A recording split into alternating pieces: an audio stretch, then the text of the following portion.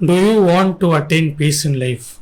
Are you someone who finds it difficult to stop thinking too much, stop worrying too much, or even stop putting yourself down? If yes, then I hope this video solves your problems.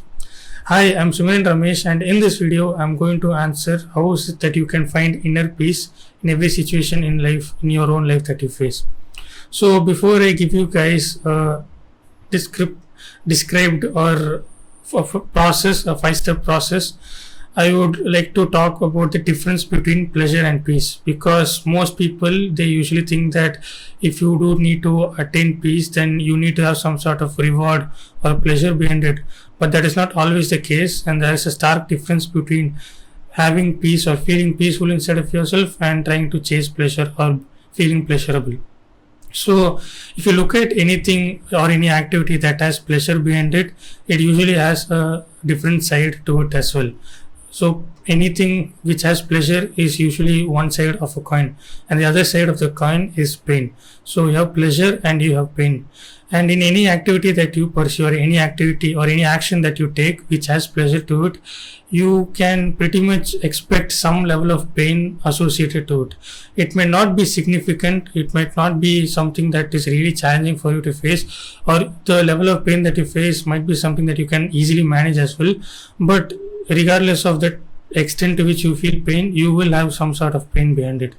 And that is usually what pleasure is, or that is usually what the actions that are pleasurable is. And if you look at the opposite of this, it is where you have peace, or the actions that you take or the lifestyle that you choose to live has more peace behind it. And usually the reason as to why you feel peaceful is because of this inner peace that almost all of us have inside of us. You could say you feel joyful, or you could also say you feel more calm and you feel more silent inside of yourself. That all of these lead you to feeling peaceful inside of yourself. So, in a simple manner, if you want to differentiate the actions that you take in your own life, and if you want to figure out which actions are pleasurable in nature and which actions actually can give you more peace, then you only need to look at factors like expectations, and you need to look at factors like the effort that you put or the type of dopamine hit that you get from these actions. So any action that you take that has lower expectations to it, if you attach lower expectations to it, or if it is simple in nature, then you can expect those actions to give you more peace and give you more joy. Instead, if the actions have higher expectations attached to it, or if it's more complicated to you, as in mentally speaking, or from a mindset perspective, if it is more complicated, if you have to give more reasons to justify why you're doing that action, and if there are more negative thoughts, or if there are more negative elements or entities attached to the actions that you take, then it is a more pleasurable action in nature, and you can pretty much expect some sort of pain attached to it. Now, I'm not saying that choosing to do some action or doing some activity that has pleasure in it is completely bad. It all depends upon what you're willing to endure, the pain that you're willing to endure, or the pain that you're willing to face. And if you are willing to face a certain level of pain, or if you are willing to do an activity in spite of knowing that this is the type of pain that you will face, then by all means go ahead and choose to do those activities, because now you do acknowledge that you will be facing this pain, and you do acknowledge that you can face this pain. Choosing to do those pleasurable activities is not that big of a problem. Instead, if you are someone who's willing to ignore the pain that is associated with it, or if you think that there is no pain behind it, but it is an action that is more pleasurable in nature, then it is better that you don't choose to do that activity, because you are essentially lying to yourself. And when you do face that pain and when you start ignoring it, you're not going to improve as a person. It is going to be more of an obstacle, or it's going to be more of a hurdle. You could also make it a mental hurdle as well, and it is in no way going to help you fix your mistakes, solve problems, and become better as a person. So if you can look at certain factors which are more universal in nature for almost everyone, which determine actions that are more peaceful in nature, or experiences that are more peaceful in nature. So you have you have 3 factors here. The first one is clock time. And what I mean by clock time is the time that you allot for yourself in a particular day where you're doing a task or you're doing an activity that you need to get done, that you need to get finished. And clock time is not so much about trying to worry about the future or trying to think about the past, like trying to think about the mistakes that you made in the past or having regrets related to the past. So clock time is more present in nature, as in you don't worry too much about the future, or you don't have regrets, or you don't think too much about the past, and you focus on the task that is there in front of you and you get that task done. And when you are able to look at the actions that you take on a daily basis, whether it be external actions or internal actions, as in the thoughts that are in your mind or the emotions that you're processing inside of yourself, if it is more present in nature instead of trying to look into the future or trying to look into the past, then it is, you can expect to have a bit more meaning behind the actions that you take, and you can expect the actions that you take or the tasks that you are finishing to be more simple in nature, be more fulfilling in nature, simply because you're focusing on the current problem and you're not worrying too much about the future or the past. The second factor is watching your thoughts or watching your own self-talk, or you could also call it watching the thinker. And when you watch your own thoughts, you essentially create this distinction or this division between what is actually happening in your mind and your ability to look or observe what is happening in your mind. And this distinction that you create, you essentially go above your mind, you essentially go above this negative self-talk that you have, and this is where your consciousness is this higher level. And when you are able to look at the negative thoughts that you have, when you are able to observe your feelings or your actions, your behaviors, it helps you to observe them to the best extent possible, and it also helps you to look at what actions, what feelings, what thoughts are problematic in nature. And when you are able to look at those thoughts or emotions that are problematic in nature, you can then deal with them in the best manner possible. It is essentially you trying to increase your awareness and being more accepting in nature, or even trying to understand your own problems better, because you can only deal with your problems when you understand them. If you don't understand them, then you won't be able to accept them, or you won't be able to acknowledge them, or you won't be able to come up with better solutions to solve those problems. The third factor is processing the pain body. And what pain body means is having emotions attached to your body, as in any past experiences that you have had in your life. If you have any negative emotions in those past experiences, and if you haven't dealt with those experiences inside of yourself, if you haven't dealt with those experiences in your mind, then you have something called as pain body, where you are storing these emotions but you're not processing them. And when you do choose to process these emotions that you store inside of yourself, when you do choose to process the pain body, you tend to get over these emotions that are holding you back, and you tend to get over these emotions that are actually not helping you develop your intuition to the best extent possible, or not making you trust your own gut feelings or trust your own instincts. And it is only when you process your pain body can you trust your gut feelings and instincts to the best extent possible, and understand yourself and understand other people and understand the outside world, understand a reality as it is. And if you do not process your emotions, you will find it much more difficult to understand yourself and accept reality, because these emotions will always make you feel tired, and they'll always make you feel exhausted, and you will always not have the necessary motivation or the drive that you need in order to solve problems or in order to accept reality. So the 5-step process that I would suggest you guys follow, and I leave it to you guys whether you want to focus on some of these steps, like 3 of these steps or 2 of these steps for that matter. It all depends upon your circumstances, but in my opinion, if you are able to look at each of these 5 steps, then it will help you that much more in trying to deal with the problems and tap into your inner peace in almost every situation in your life.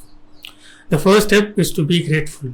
Anything that you have in your life, any problems that you are facing, if you have a pessimistic approach to it, and if you constantly put yourself down, then you will waste so much of your time and energy having these negative thoughts attached to it, and you will not be able to deal with those problems or solve those problems. Instead, if you are grateful for certain things that you have in your life, you can use that gratitude that you have and contrast it with the negative experiences that you have in your life. And by doing so, by having this contrast, you will be able to better deal with these problems, because you have this gratitude, this foundation, you could say, of gratitude that is helping you deal with those problems. If you do not have gratitude for anything in your life, you will find it so much difficult in dealing with negative thoughts and negative emotions, because almost everything inside of your body and your mind is negative in nature. And if there is no element of optimism or positivity, it is essentially you trying to push a mountain. Instead, if you have some level of positivity, you can look at the mountain and essentially make it as a rock, and you are essentially trying to break that rock into smaller pieces where you can manage those smaller pieces. So having gratitude for anything in life is going to help you deal with problems, deal with negative emotions, and tap into your inner peace. The second step is to take actions for current problems you face.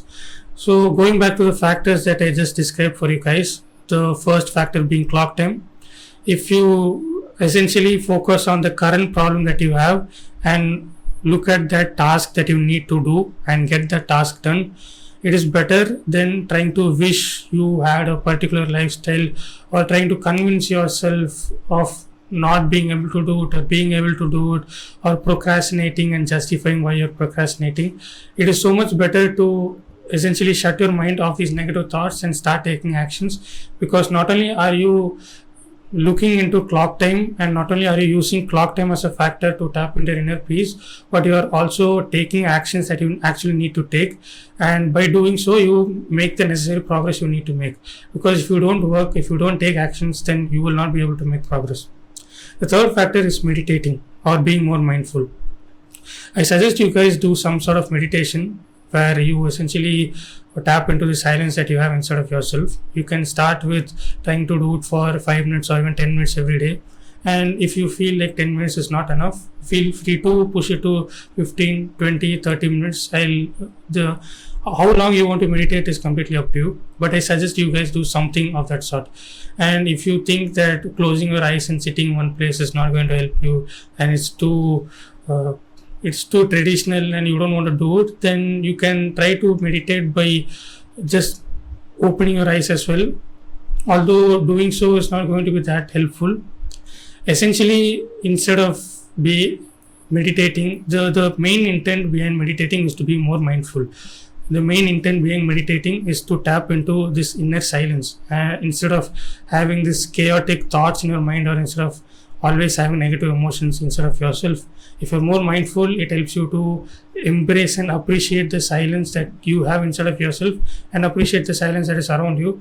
And the moment you start appreciating the silence, the more easier it is for you to solve these problems, because any problem that you're solving is from a foundation of silence. Because the moment you solve the problem, you are essentially going back to silence only. And if you are able to embrace silence, it is going to make your process that much more easier.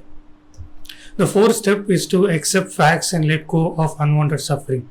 So as you keep progressing in life, as you keep taking actions, and as you keep learning stuff, as you keep understanding yourself and understanding people around you, if you are willing to accept facts, if you are willing to accept objective reality as it is, instead of trying to resist your beliefs or trying to justify your ego or justify your identity, it is that much more better, because trying to justify your ego, trying to justify your beliefs is going to increase the negative emotions, and it is going to increase your pain body. And the challenge in trying to deal with your pain body and tap into inner peace is going to become even more larger, simply because you are trying to resist something that is not true in nature. It might be difficult for you to accept those facts, and it might be difficult for you to get over the existing beliefs that you have. But once you do get over it, you will realize that the peace that is attached behind it is so much better than you trying to resist your ego or trying to resist your identity. And you will start to realize your true potential as well when you start to accept reality as it is.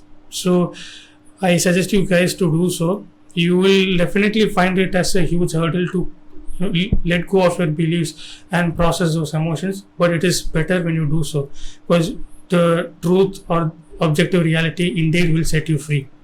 And any sort of unwanted suffering that you have or that you choose to go through, if say certain activities or certain suffering is not going to help you reach your goal, it is not going to help you help it is not going to help you become better, then you can just throw it away, because it is in nature not going to help you. So going through that pain, going through the suffering is of no use, and it is a choice actually. So you choose not to go through the suffering, because you're not going to grow by going through that suffering. And the fifth and final step is to derive meaning from work. If you are a guy who's watching this video, I want you to remember that if men, by our very nature, we don't derive any intrinsic value just because we are men. The value that we derive in life is by the work that we do, and is by the actions that we choose to take. And so if you are someone who's trying to deal with your beliefs or deal with any sort of hurdles that you have in your life, it is more so because you are not taking the type of actions that you know you need to take, or it is usually because you are wasting your time on unnecessary actions, and you know that you are wasting your time and you are not reaching your potential. Men derive meaning from the work that they do instead of having any sort of intrinsic value, because they don't have any intrinsic value. And I'm not saying there is no value to developing your mindset or developing your character. It does have its place, but you do need to take external actions such that you can then reflect on your mindset. You do need to take external actions such that you can reflect on your character and thereby be able to improve it. And so I suggest you guys look into the work that you do or the challenges that you face on a day-to-day basis, and try to derive some sort of meaning or some sort of joy from it. Or if you do certain activities that are really difficult, then you can choose to not do those activities because they're being really painful, or you are not getting the type of results or the type of success that you need. And choose to do those works that do give you the type of results that you want, and when you're able to derive meaning from it, you will be able to live a more fulfilling and a more peaceful life. And when you do choose to work that is going to, or that has meaning attached to it, or that makes you feel inspired or feel motivational, you will also be able to do those kind of works that is more aligned to your values. And when it is more aligned to your values, you will also be able to do work that is attached to a mission in your life, or that is attached to a purpose in your life. And so by doing so, you'll be able to essentially meet your purpose, which is a long-term purpose, a long-term vision, a long-term goal, simply because you choose to do those work that has meaning behind it. If you guys found this video helpful, please comment below. If you feel like this video might benefit someone else that you know, feel free to share this with them. If you did not understand something, if you guys have any questions that you need to ask, or if you disagree upon something that I said in this video, please comment below that as well. And thank you for watching.